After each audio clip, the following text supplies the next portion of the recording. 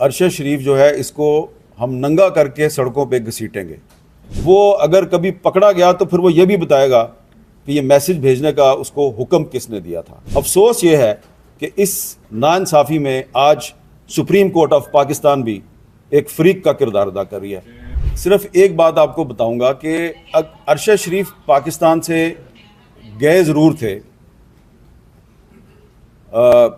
जहाँ पहले वो जाने के लिए तैयार नहीं थे। ये बात जो है वो मैं इसलिए आपको बताना चाहता हूँ कि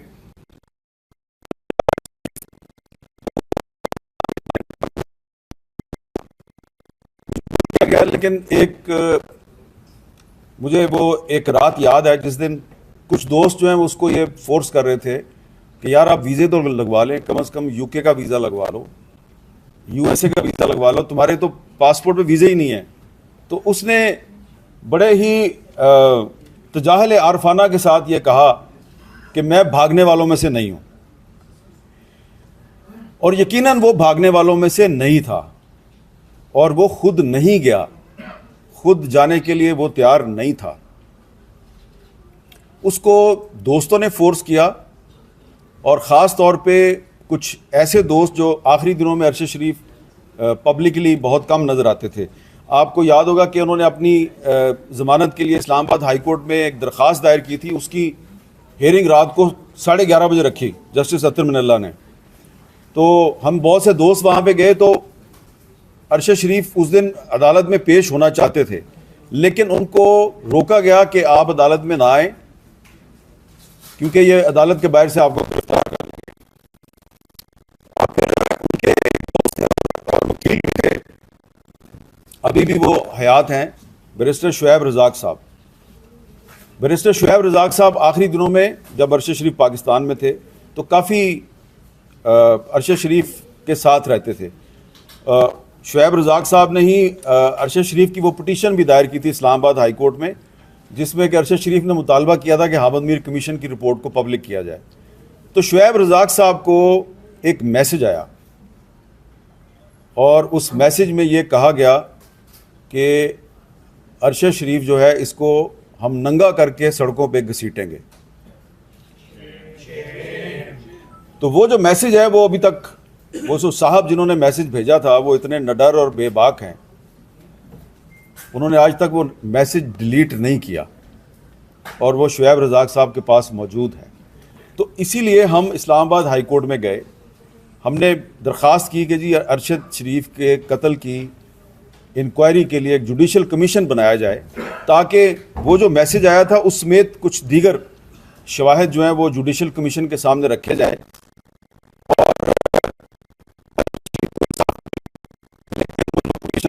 उस पर 7 तक फैसला महफूज रखा गया, और फिर वो रिजेक्ट हो गई। अब कहा यह जाता है जी कि मामला सुप्रीम कोर्ट में ज़ेर इल्तवा है। ये कैसा मामला है जो जिसकी एक हेयरिंग हुई सुप्रीम कोर्ट में जब उमर अता बंदयाल चीफ जस्टिस थे, और उसके बाद हेयरिंग ही नहीं हुई। एक दफ़ा इस केस को ऐलान किया गया कि इसकी हेयरिंग होगी, लेकिन फिर उसकी समाअत ही नहीं हुई। तो इसका क्या मतलब है? इसका मतलब ये है कि उस वक्त अक्टूबर 2022 में जिन लोगों ने अरशद शरीफ को कीनिया में शहीद किया, वो लोग आज भी इतने ताकतवर हैं कि वो इस केस को आगे नहीं चलने दे रहे। तो अरशद शरीफ की शहादत के बाद से भी पिछले 3 साल में तकरीबन 16 सहाफ़ी जो हैं पाकिस्तान में वो टारगेट किलिंग का निशाना बने, और जिन पर झूठे मुकदमे बने उनकी तो तादाद बहुत ज़्यादा है। लेकिन जब अरशद शरीफ साहब शहीद हुए तो उस वक्त भी उन पर 16 झूठे मुकदमात थे। और जब ये इस्लामाबाद हाई कोर्ट में जो हमने पिटीशन दायर की थी उसमें जवेरिया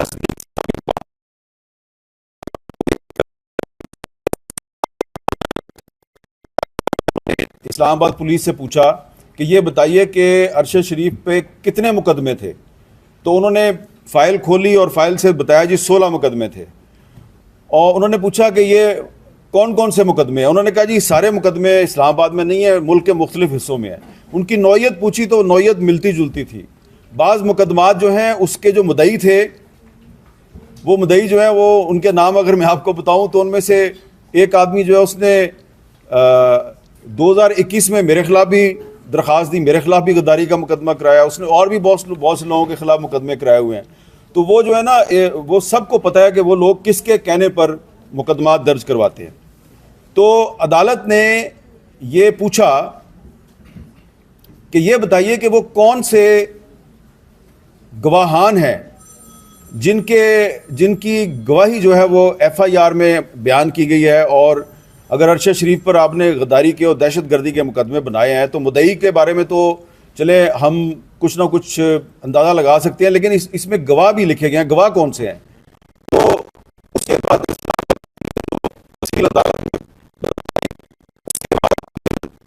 जज साहब ने कहा जी मैं फ़ैसला महफूज करता हूँ, और फिर 1 साल तक फ़ैसला महफूज रहा, और फिर 1 साल के बाद जब फ़ैसला आया तो पाकिस्तान की सहाफ़त मज़ीद गैर महफूज हो गई, क्योंकि इंसाफ ही नहीं मिला। इंसाफ हम क्या मांग रहे थे? जुडिशल कमीशन बना दें। तो इसलिए अब यहाँ पर कुछ हमारे सियासी कायदीन भी मौजूद हैं, वो भी कहते हैं जी पाकिस्तान में आइन और कानून की बालादस्ती होनी चाहिए। उन्होंने तहरीक तहफ़्फ़ुज़ आइन बनाई हुई है, और अरशद शरीफ भी यही मुतालबा कर रहे थे कि पाकिस्तान में आइन और कानून की बालादस्ती होनी चाहिए।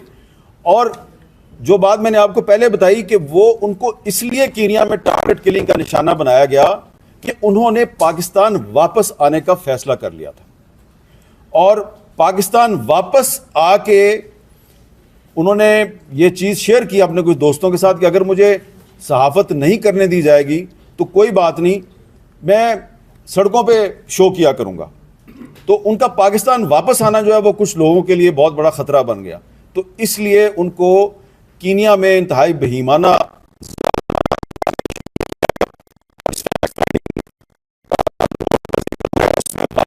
उसमें भी कहा गया है कि ये टारगेट किलिंग थी, और बाद में जो कीनिया की एक कोर्ट का फैसला आया है जिसकी जो पटिशनर थी वो जुवेरिया सिद्दीक साहिबा थी, तो उसमें भी ये कहा गया कि ये टारगेट किलिंग है। तो मैं सिर्फ ये अर्ज़ करूँगा कि अरशद शरीफ साहब जो हैं उनके कातिल मज़ीद 2 साल 3 साल बचते रहेंगे, लेकिन सबको पता है कातिलों के बारे में। तो आज नहीं तो कल उन्होंने बेनकाब तो होना है। बेनकाब तो वो अभी भी हैं हमारे सामने, लेकिन वो दुनिया के सामने और अपनी फैमिलीज़ के सामने भी बेनकाब ज़रूर होंगे, इसलिए कि वो बड़े बेबाक हैं, और उन्होंने अभी तक वो मैसेज डिलीट नहीं किया जो उन्होंने बैरिस्टर शुएब रज़ाक को भेजा था।